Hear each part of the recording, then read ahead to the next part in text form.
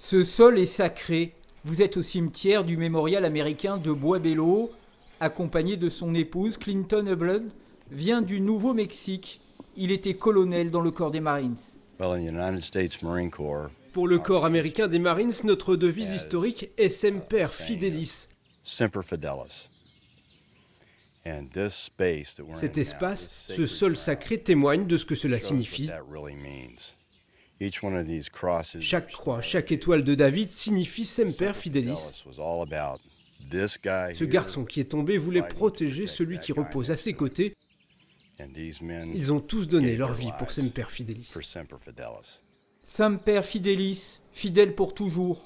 Pour les Marines américains, Bois-Bello est un lieu de pèlerinage.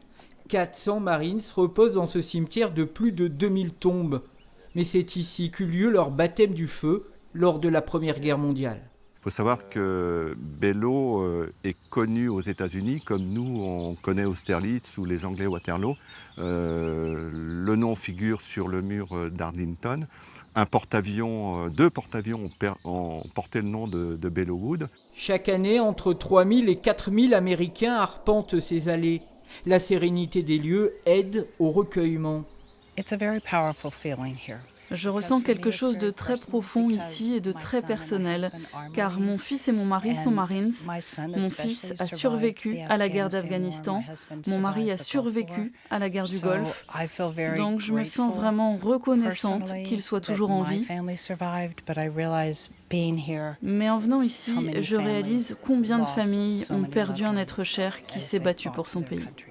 Sur les murs de la chapelle, les noms de 1060 Américains sans sépulture. Marines ou pas, la commission des monuments de guerre américains veille à ce que le souvenir de tous ne s'efface pas.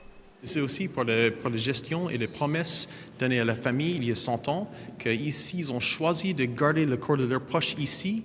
C'était en perpétuité. Quelqu'un soit là, quelqu'un fait la maintenance au haut niveau des sites et aussi on raconte l'histoire. Dimanche, plus de 5000 personnes sont attendues pour le centenaire de la bataille de Bois-Bello.